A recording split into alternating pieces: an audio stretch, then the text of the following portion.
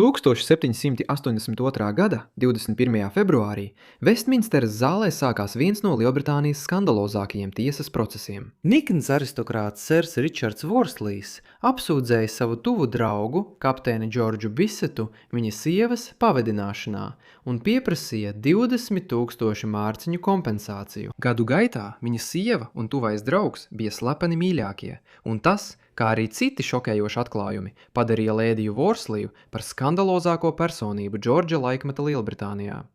Bet kas tieši bija tā dēvētā sievas pavadināšana, un kas bija sieviete skandāla centrā, par kuru visa Lielbritānija nevarēja pārstāt runāt?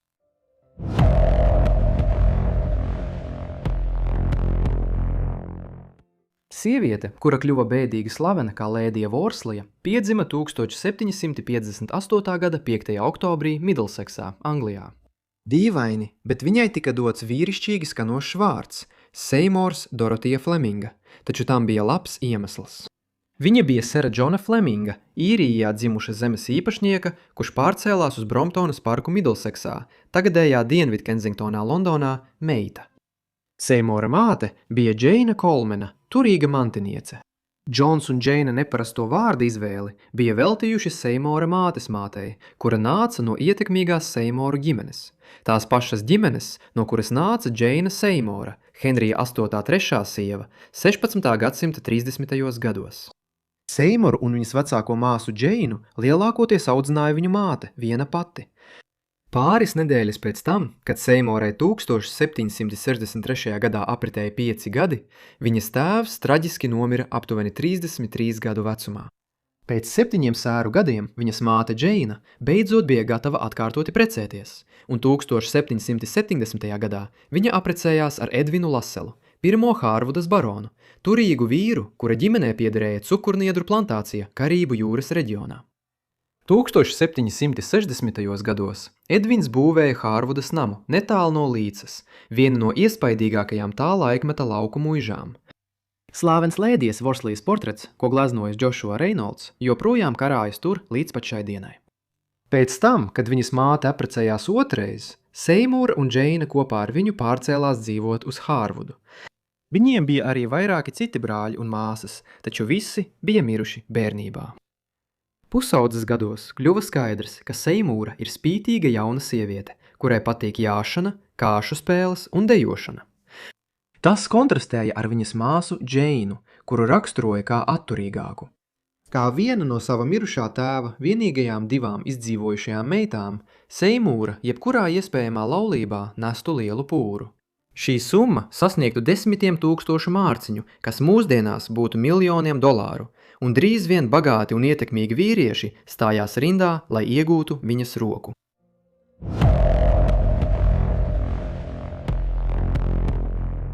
Seimūras visa dzīve tika veidota pateicoties viņas agrīnajai laulībai un attiecību nelaimei. Viņas nākamais vīrs bija Sers Ričards Vorslijs. Viņš bija 7 gadus vecāks par viņu un dzimis 1751. gadā Vaitas salā, kur Vorsliju ģimene bija ievērojami zemes īpašnieki jau kopš augstajiem viduslaikiem. Sers Ričards mantoja baroneta titulu, kad viņam bija 17 gadi. Vēlāk viņš bija parlamenta loceklis un karaļa Džordža III galma pārvaldnieks. Vorslī, tāpat kā Flemingi un Laselī, bija turīga ģimene laikā, kad nauda plūda Anglijā, jo Britu impērija kļuva par pasaules lielvaru. Interesanti, ka Vorslīs sākotnēji bija bildinājis Seimoras vecāko māsu Džeinu, taču 1772. gadā viņa viņu atraidīja, dodot priekšroku laulībām ar Heringtonas grāfu. Vēlāk viņš pievērs uzmanību Seimorai pēc tam, kad viņi iepazinās Jorkas sacīkstēs 1775. gada vasarā.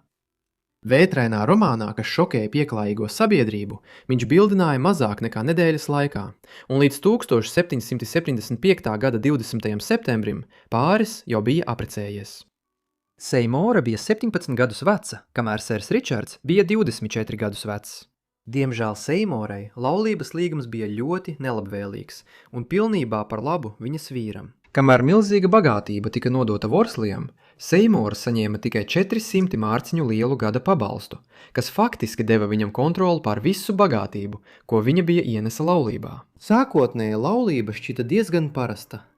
Lēdija Vorslija jau dažu mēnešu laikā pēc kāzām bija stāvoklī, un 1776. gada augustā dzemdēja viņu pirmo bērnu, dēlu vārdā Roberts. Tomēr viņš bija viņu vienīgais likumīgais bērns. Aiz aristokrātiskās laulības graznās fasādes jau sāka virmot spriedze. Seimūra vēlāk raksturoja savu vīru kā vēsu, stingru un neciešami garlaicīgu, kamēr pati bija dzīvespriecīga, koķeta un viņu neatvairāmi vilināja Džordžiānas Kavendišas spožais tuvākais loks. Un drīz vien augstākajā sabiedrībā sāka izplatīties čuksti, un Lēdijas Vorslijas laulība tuvojās skandālam.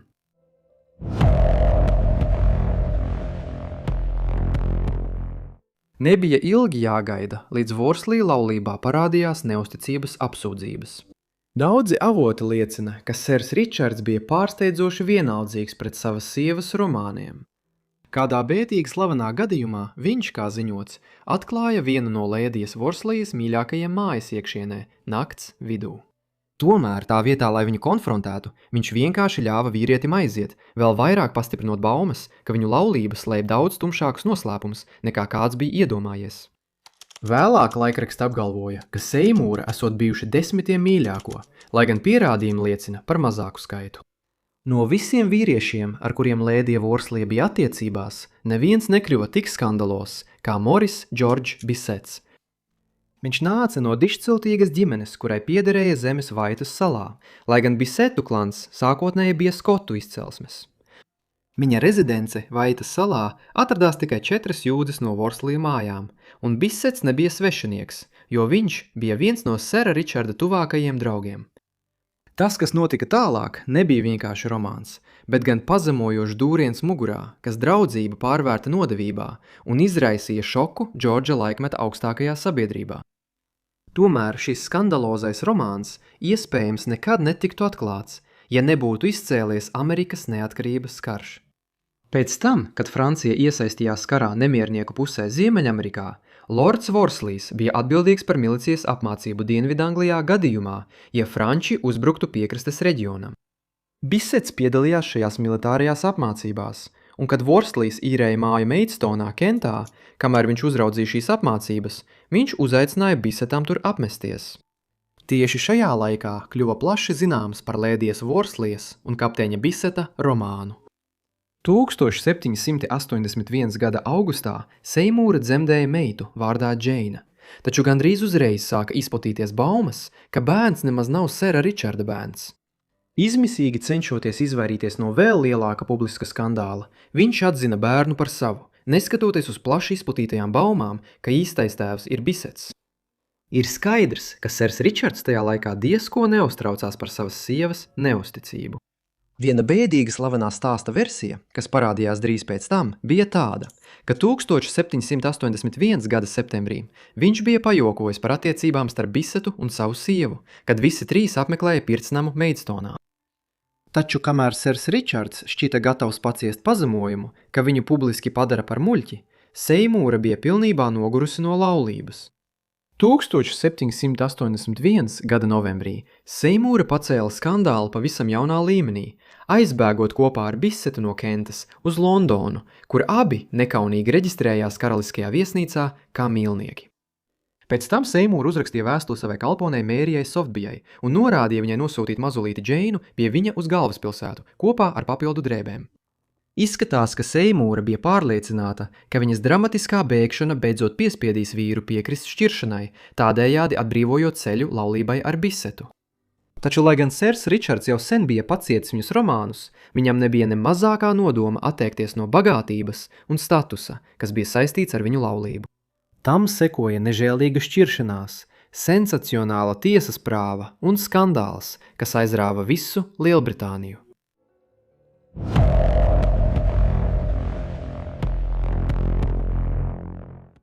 Lords Vorslejs tagad iesūdzēja Bisetu tiesā par tolaik saukto prasību par sievas pavadināšanu. Īpašu apsūdzību, ko vīrietis izvirzīja tuvam draugam, apsūdzot viņu savas sievas pavadināšanā.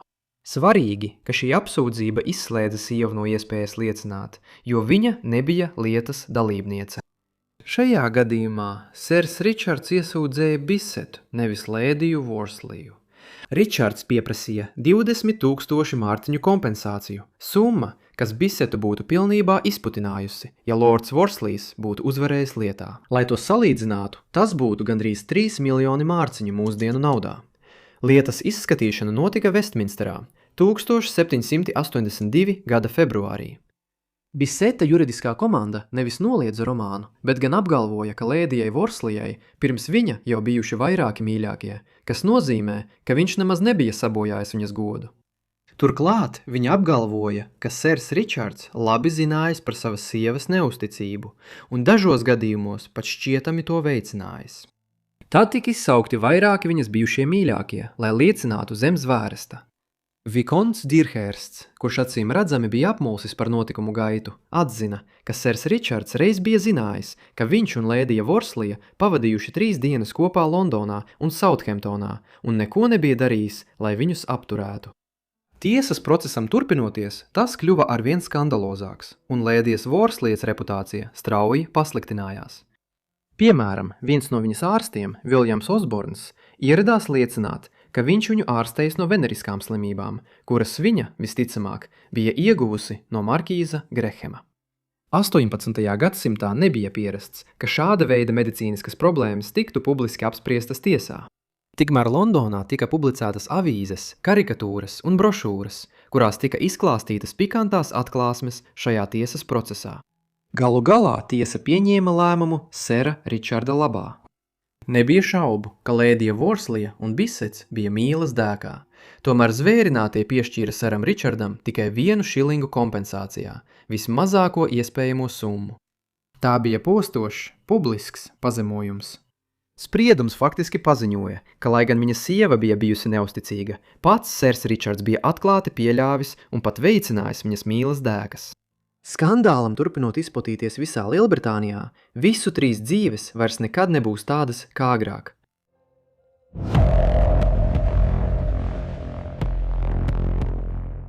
– 1782. gada tiesas process bija katastrofa visiem iesaistītajiem. Sera Ričarda politiskā karjera nekad neatguvās. Visa tiesas procesa stenogramma tika pārdota Londonā jau dažas dienas pēc tā beigām, un tā kļuva par bestselleru. Pat Džordžs Vašingtons Atlantijas okeāna otrā pusē bija iegādājies savu eksemplāru. Tas nozīmēja, ka arī lēdijas Worslijas reputācija tika iznīcināta šajā tiesas procesā, un drīz vien sāk izplatīties arī pikantas brošūras ar tādiem nosaukumiem kā īstās anekdotes un sera Ričarda īzija un lēdijas Vaktailas mīles piedzīvojumi. Tāpat tiesas procesa noslēgums nenozīmēja, ka Worslija varētu šķirties, lai Seimūra un Bisets varētu dzīvot laimīgi līdz mūža galam. Patiesībā sers Ričards atteicās piekrist šķiršanai, jo tādā gadījumā viņš ciestu finansiālus zaudējumus, bet Seimūra iegūtu kontroli pār pūru, ko viņa bija ienesa laulībā. Dramatiskā notikuma pavērsienā Bisets tad pameta lēdiju Worsliju. Tādējādi viņa nonāca vissliktākajā iespējamajā situācijā. Viņas reputācija tika iznīcināta. Viņas mīļākais un viņas meitas tēvs viņu pameta, un vīrs atteicās viņai piešķirt šķiršanos, kas nozīmēja, ka viņa palika arī bez iztikas līdzekļiem, jo arī viņas plašākā ģimene viņu atstūma. Ne tikai tas, bet viņa bija arī stāvoklī ar vēl vienu Biseta bērni. Pēc dzemdībām 1783. gadā viņa, lai izdzīvotu, kļuva par kurtizāni, paļaujoties uz bagātu vīriešu naudu un atbalstu. Turpmākajā periodā Seimūra kļuva par jaunās sieviešu grupas locekli, sieviešu pulciņu, kas tikās bordeļā, kuru vadīja Sāra Prendergasta. Tas būtībā bija sava veida atbalsta tīkls augstdzimušām sievietēm, kuru reputācija vienā vai otrā veidā bija sagrauta un kuras dzīvoja nedrošos apstākļos. Tās locekļu vidū bija lēdija Anna Korka un lēdija Derbija. Savukārt šī pulciņa dibinātāja Karolīna Stenhope bija pašas Seimūras māsas Džeinas vīramāte. Karolīna, tāpat kā Seimūra, bija kļuvusi bēdīgi slavena jau vairākus gadus iepriekš savas laulības pārkāpšanas dēļ. Kā daļa no šī pulciņa 1780. gadu vidū lēdija Worslija ieguva vēl vairākus mīļākos. Taču atkal viņas dzīve bija uz sliekšņa kļūt vēl tumšāka.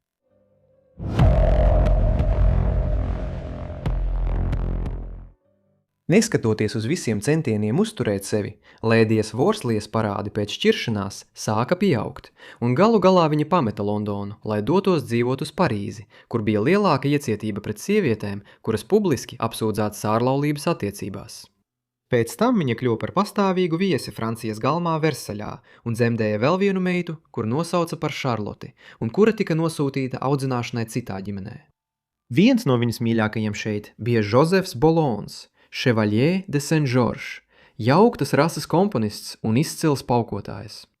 Laiks, kad viņa nolēma pievienoties Francijas galmam, nebija ideāls, jo 1789. gadā sākās Francijas revolūcija. Revolūcijas gadi viņai nebija viegli, un 1793. gadā terora valdīšanas laikā viņu arestēja revolucionārā valdība. Viņas cēlās izcelsmes un saistību ar karaļa galmu dēļ. Tas galu galā noveda pie viņas ieslodzīšanas, un šajā tumšajā dzīves posmā viņas dēls no Vorslija arī nomira. Beidzot, 1797. gadā viņa aizbēga atpakaļ uz Angliju.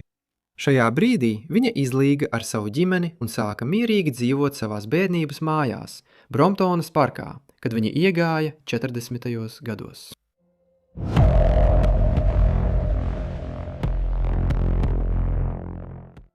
Kamēr viņa sieva pārvietojās, sers Ričards turpināja savu raibo karjeru.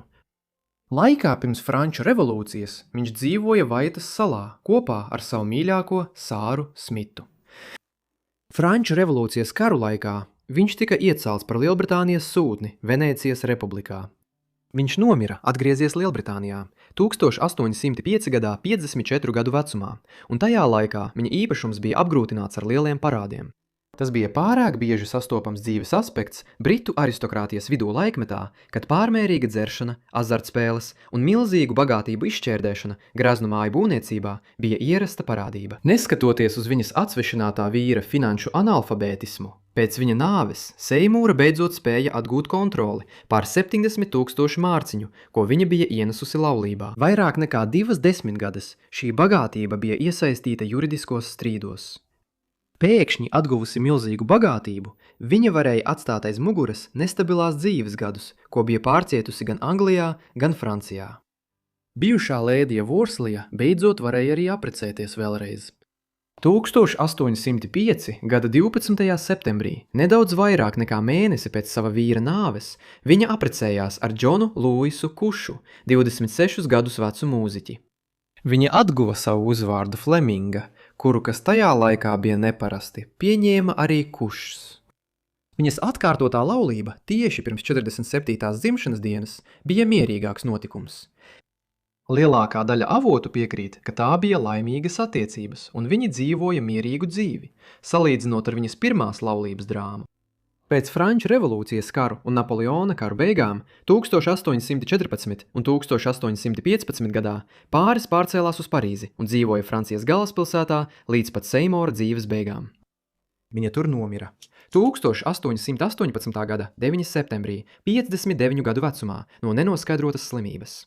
Sieviete, kura kādreiz bija kļuvusi bēdīgi slavena britu sabiedrības acīs, tika apglabāta slavenajā Pēra Lašēza kapsētā Parīzē, kur viņa atdusas arī šodien. Starp tādu cilvēku kā Džims Morisons, Oskars Vailds, Edīte Piafa un Frederiks Šopēns kapavietām piemērotas beigas skandalozai dzīvei. Liels paldies visiem, ka noskatījāties šo video par Lēdiju Vorsliju. Ceru, ka jums tas šķita interesants. Ļaujiet man zināt komentāros, ko domājat par viņas dzīvi, un ja jums ir kādi ieteikumi, arī tos rakstiet zemā komentāros. Ceru, ka esat abonējuši manu kanālu un ieslēguši paziņojumus, lai saņemtu visus manus video, tiklīdz tos augšupielādēju. Jebkurā gadījumā tas arī viss no manis, tāpēc tiksimies nākamajā Forgotten Lives sērijā. Paldies!